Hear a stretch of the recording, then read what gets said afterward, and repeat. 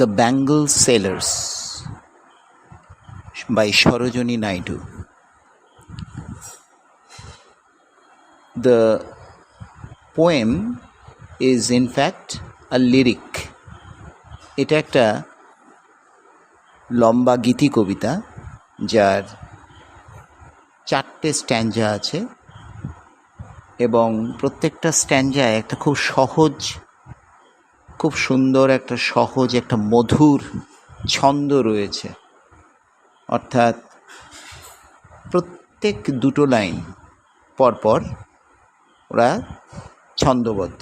যেমন ফার্স্ট স্ট্যাঞ্জাতেই যদি ধরো, বিয়ার, তারপর fair, bright, light, lives, wives, এইভাবে একটা সরল ছন্দের গতিতে কবিতাটা এগোচ্ছে। কারণ এই কবিতাটা দিয়ে গ্রামের মেয়েদের, ইন্ডিয়ান ভারতীয় গ্রাম্য মহিলা বা মেয়েদের বিভিন্ন বয়সের বিভিন্ন ইমোশনের সঙ্গে তালে তাল মিলিয়ে তাদের চুড়ির রঙকে, তাদের চুড়ির আকৃতি, তাদের ঔজ্জ্বল্য, ব্রাইটনেস এইভাবে বর্ণনা করা হচ্ছে। ব্যাঙ্গল সেলার্স, ব্যাঙ্গল মানে চুড়ি, সেলার্স মানে বিক্রেতা। ব্যাঙ্গল সেলার্স অর্থাৎ চুড়ি বিক্রেতাদের নিজেদের ভাষায়, নিজেদের জবানিতে তারা এই কবিতাটার মধ্যে এসেছেন। তারা তাদের কথা বলছেন, তাদের চুড়ির বর্ণনা দিচ্ছেন। আর এই বর্ণনা থেকেই কিন্তু আমরা গ্রামের মেয়েদের চুড়ি পরবার যে বয়স, বিভিন্ন বয়স ভেদে চুড়ির রঙের যে পার্থক্য, এগুলোর মধ্য দিয়ে একটা চমৎকার চিত্র, ছবি আমরা পেয়ে যাচ্ছি। Bangle sailors are we who bear our shining loads to the temple fair. আমরা হলাম চুড়ি বিক্রেতা, যারা আমাদের ওই চকচকে বোঝাগুলো, মানে এখানে চুড়ির কথা বলা হচ্ছে, লোডস মানে বোঝা, আমাদের ওই চকচকে শাইনিং ব্রাইট যে বোঝা, যে চুড়ির বোঝা, সেটা আমরা মন্দিরের যে মেলা প্রাঙ্গণ, সেখানে নিয়ে যাচ্ছি। Who will buy these delicate bright rainbow tinted circles of light. এটা একটা ট্রেড ক্রাই, অর্থাৎ বিক্রি করবার জন্য কে কিনবে গো, এই অর্থে কে কিনবে এই ভীষণ সূক্ষ্ম, উজ্জ্বল, রামধনু রঙের, rainbow tinted circles of light. আমরা চুড়ির আকৃতিটা আমরা জানি সার্কুলার, গোল, যেন মনে হচ্ছে রামধনু রঙের আলোর একটা গোলাকার বলয় চুড়িকে বলা হয়েছে। কারা কিনবে এই রামধনু রঙের আলোর বলয়? Lustrous tokens of radiant lives for happy daughters and happy wives. এই উজ্জ্বল, টোকেনস মানে চিহ্ন, এই উজ্জ্বল ভালোবাসার, রঙিন জীবনের চিহ্ন, এই চুড়িগুলো হলো রঙিন জীবনের চিহ্ন স্বরূপ। কাদের রঙিন জীবন? না, হ্যাপি ডটার্স, সুখী কন্যা, অ্যান্ড হ্যাপি ওয়াইভস অর্থাৎ সুখী স্ত্রীদের। সুখী কন্যা তাদের বিয়ের আগে এবং বিয়ের পরে যে সুখী গৃহকোণ তারা রচনা করেন, ওই চুড়িগুলো যেন তাদের এই দুই অবস্থার যে সুখ, যে আনন্দ, সেটারই প্রতীক। কারা সেটা কিনবে? কারা কিনবে গো? এইভাবে প্রথম স্ট্যাঞ্জাটা শেষ হচ্ছে। Second stanza, some are meet for a maiden's wrist, silver and blue as the mountain mist. কোনো চুড়ি সাম আর মিট, মিট কথার অর্থ কিন্তু এখানে একটা অ্যাডজেক্টিভ হিসেবে ব্যবহার করা হয়েছে। সাম are meet for a maiden's wrist, অবিবাহিত কুমারী কন্যা, মেইডেন, তার রিস্ট অর্থাৎ তার কবজির জন্যই উপযুক্ত। কয়েকটা চুড়ি আছে আমাদের ঝোলায়, কিছু চুড়ি যেগুলো অবিবাহিত মেয়েদের কবজিরই উপযুক্ত। তাদের রং কীরকম? Silver and blue as the mountain mist, অর্থাৎ পাহাড়ের ওপরে যে কুয়াশা থাকে সেই কুয়াশার যে রূপলি রং, নীলাভ রং, সেই রূপলি নীলাভ রঙের চুড়ি আমাদের কাছে আছে, যেন মনে হচ্ছে পাহাড়ের ওপরের কুয়াশার মতো। Some are flushed like the birds that dream on the tranquil brow of a woodland stream. এখানে একটা বাহ্যিক অর্থ এবং একটা আভ্যন্তরীণ অর্থ। কিছু চুড়ি, সাম আর ফ্লাশড, সাম আর কালার্ড, এমন জলজল করছে রঙে, কিসের মতো? লাইক দ্য বার্ডস, মানে সেই কুড়িগুলো। বার্ডস কথার অর্থ হচ্ছে ফুলের কুড়ি। Birds that dream on a tranquil brow of a woodland stream, অর্থাৎ বনের মধ্যে যে নদী, ছোট্ট নদীটা বয়ে যায়, সেই নদীর ওপরে যেমন ছোট্ট ছোট্ট ফুলের কুড়িগুলোকে তার পাশে দেখতে পাওয়া যায়, অর্থাৎ নদী এবং ফুলের কুড়ি। এটাকে আসলে তুলনা করা হচ্ছে যে অবিবাহিত যে মেয়েটি যে তাদের বিবাহের স্বপ্ন দেখছে, তার কপালে জলজল করা টিপ, সেই টিপের রঙের মতো কিছু চুড়ি রয়েছে। Some are aglow with the bloom that cleaves to the limpid glory of newborn leaves. Some are aglow মানে they are bright, some are bright with the bloom, সেই ব্লুম কথাটা সেই ফুল, that cleaves to the limpid glory of newborn leaves, নতুন পাতা যেরকম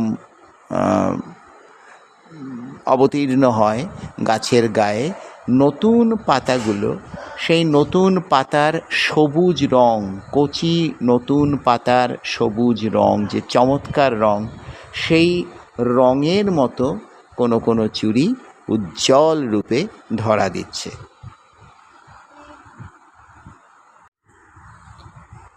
the bangle sellers.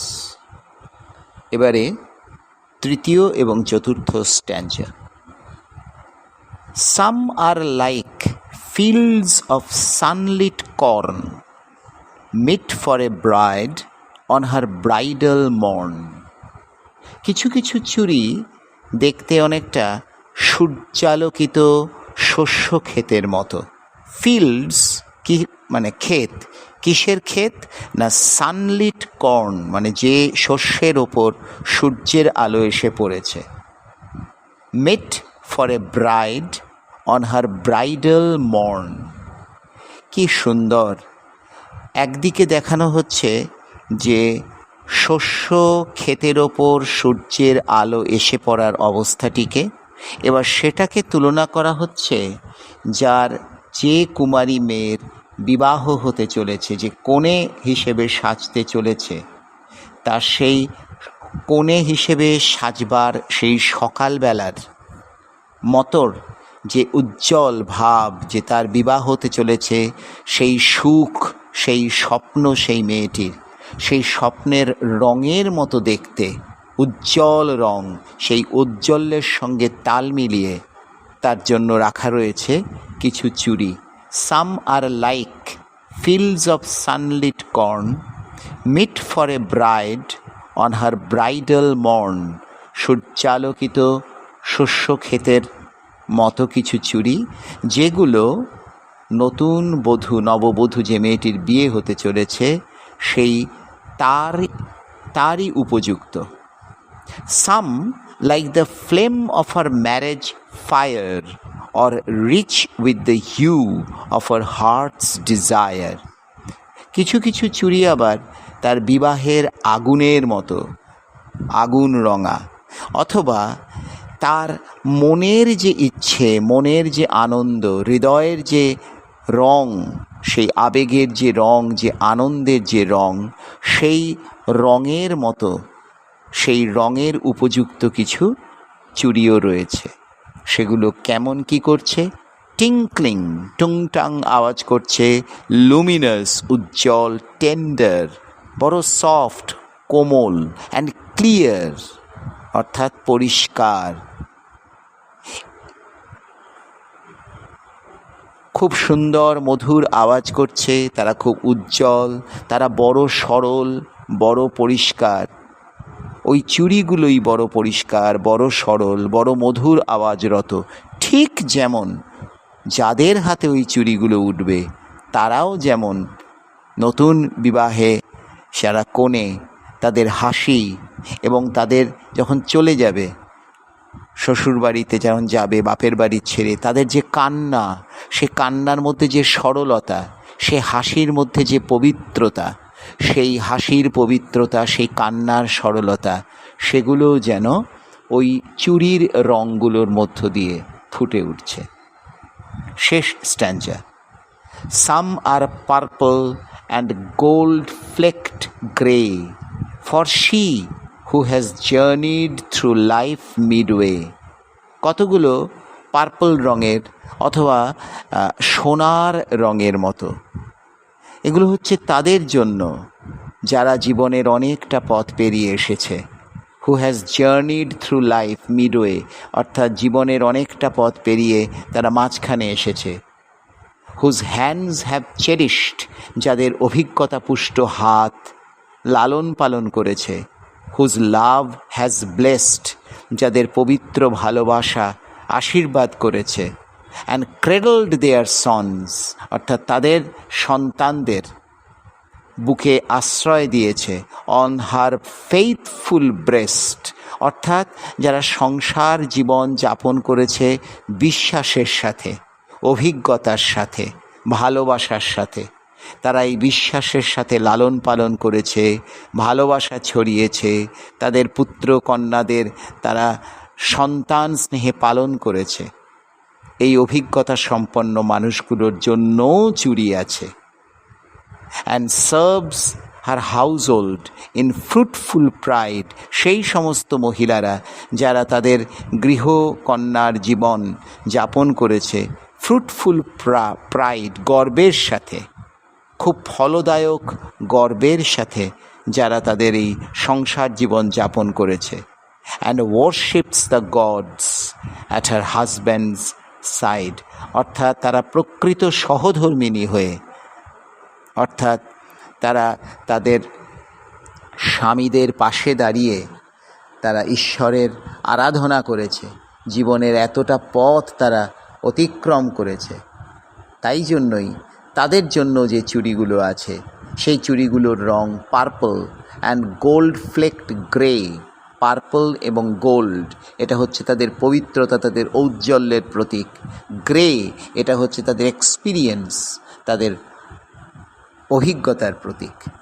অর্থাৎ এই পুরো কবিতাটার মধ্য দিয়ে একটি মেয়ের জীবনের বিভিন্ন স্টেজ, বিভিন্ন স্তর এবং সেই স্তর অনুযায়ী তাদের চুড়ির রং এর বর্ণনা করা হয়েছে অপূর্ব অসাধারণ উপায়ে। চুড়ি বিক্রেতাদের জবানিতে কিভাবে একটি মেয়ের জীবনের বিভিন্ন স্তরের সঙ্গে তাদের চুড়ির রং, তাদের চুড়ির ঔজ্জ্বল্য, তাদের চুড়ির যে বৈচিত্র্য সেটা পাল্টে যায়, সেটাই এই কবিতার মধ্য দিয়ে বুঝিয়ে দেওয়া হয়েছে।